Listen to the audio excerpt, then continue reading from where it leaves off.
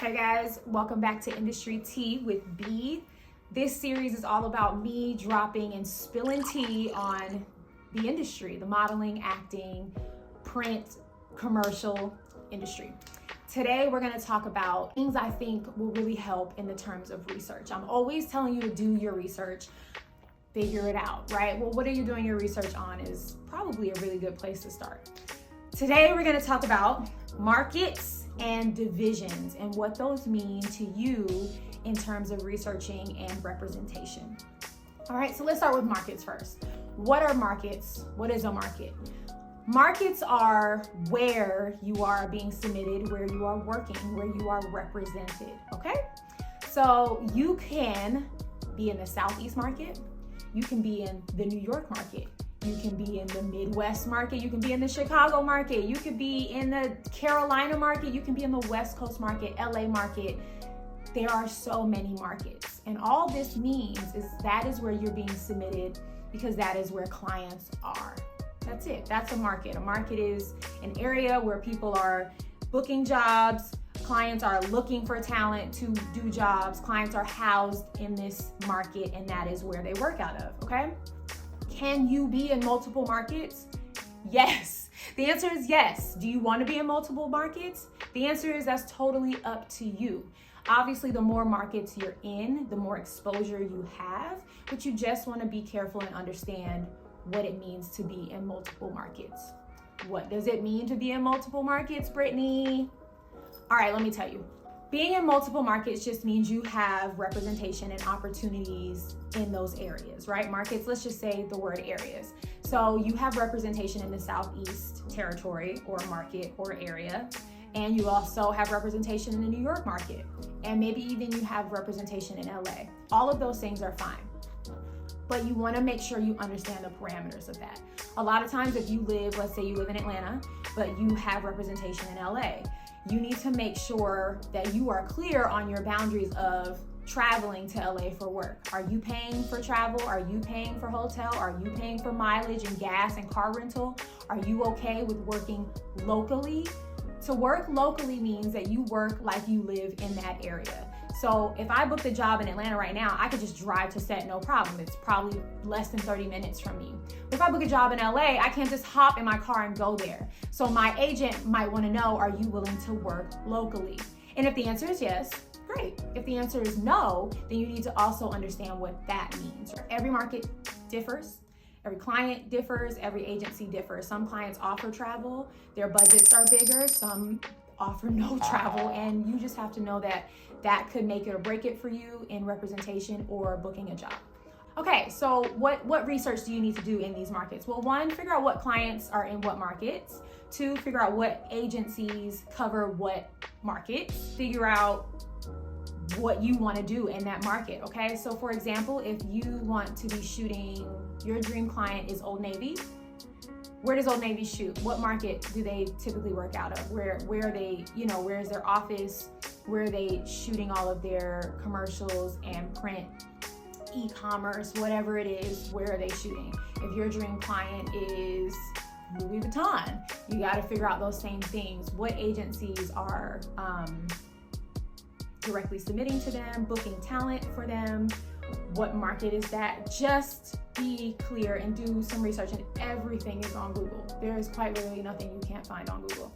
So just be clear about, the market you want to be in, the market that is best for your goals, your division, your everything. And then seek representation there. You can absolutely have representation in different places, in different markets.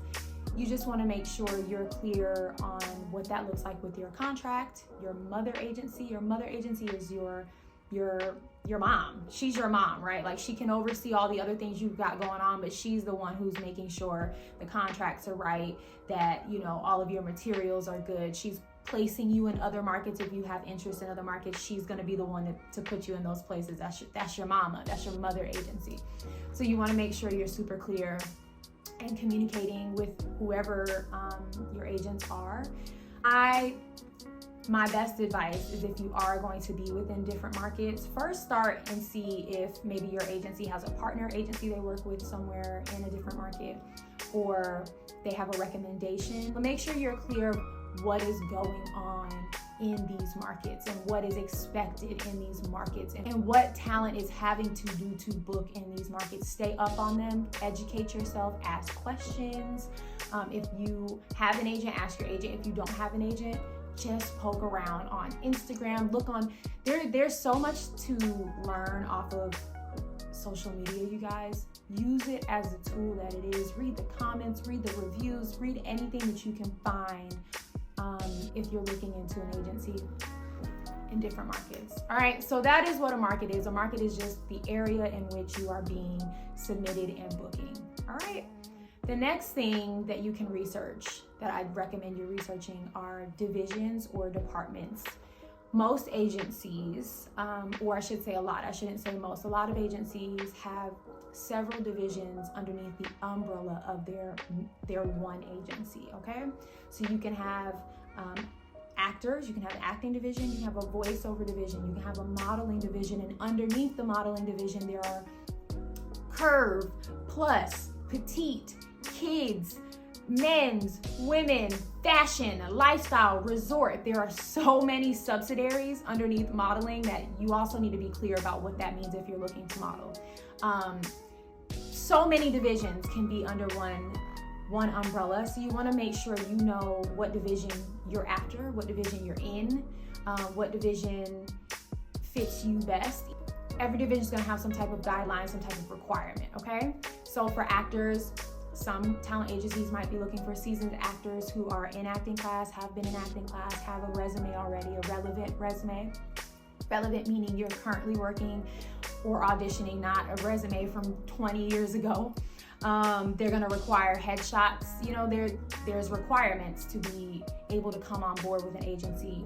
If you're a model, if you wanna be a fashion model, if you wanna be in the high fashion ads, do you meet the height requirements, the clothing sizing? Understand those things. If you don't meet those things, there are other facets of modeling. There's lifestyle modeling, which is more of less of a high fashion look. It's the everyday beautiful person you see on the street, the everyday girl next door that you feel like, oh my gosh, she looks just like my best friend. She has a great smile, he has a great smile. They're in shape. They might not be, super tall and super thin, but they look and feel great, and you can tell that, right? That's lifestyle modeling. There's curve modeling, there's plus modeling, modeling divisions for petite. What I will say is the industry is becoming more inclusive, and I am starting to see less and less division inside of modeling divisions. A lot of agencies are now just calling their models, and the client will pick from the entire pool, which is awesome. Some agencies keep it divided because clients like to see what they have in each division. Again, totally up to the agency. There's no right or wrong way, but you have to understand that and know where you fit in that. You want to be realistic in your expectations and your goals. Not to say you shouldn't be reaching to break down doors and barriers, but if you want to at least understand the industry a little bit more so that you can break down those barriers and those doors, then understand the parameters around each division. And then go for it. Make sure you have the materials, make sure you have really good digitals, make sure you have great photos and images if you're wanting to model, make sure you're working on your walk, all these things, right? So divisions are simply just brackets, divisions, departments underneath an agency and how they represent their talent to then put them in front of their clients. Certain clients want fashion models, certain clients want older models, certain clients want shorter models. There's so many things. So just make sure you understand what the agency you're looking into or what you are looking into for representation. And that's really it, you guys. It's a really good place to start with markets, understanding the market and divisions, and understanding the divisions, understanding what that means for agencies and representation, understanding your boundaries, understanding your goals, and understanding that you can achieve anything as long as you educate yourself. And education is so free in 2022 because the ends of your fingertips, you just gotta type it. A question I often get is, can I have multiple agents in multiple markets? Short answer is yes. I don't recommend it. If you can, Try to be in as few houses as you possibly can. You spread yourself too thin, then you have so many points of contact and so many people to answer to, and it gets hard to organize. If you can find an agency that has every division you want in-house, that's awesome. That's called being across the board. So if you're an actor, a model, you do voiceover, you sing, you dance, and an agency has all of those things, I would recommend you pushing to go into that agency. If that's not how it works, that's totally fine. I have a ton of people, I work with a lot of talent that they have different agents for different talents, because that's just how it worked out. But if that is how the chips may fall, just make sure you are organized, you are communicating to all of your agents, keep the lines of communication open, be clear of your contracts, and know what your contracts say you can and can't do inside of one agency and going to another. So if you have a dance agent, your commercial agent cannot submit you for dance commercial jobs.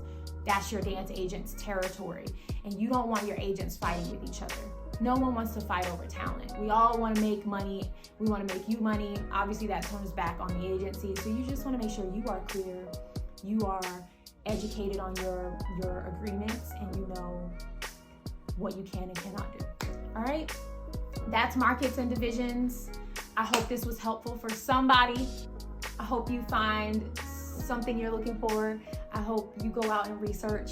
And good luck to everybody. And like I always love to sign my emails, happy bookings. Bye.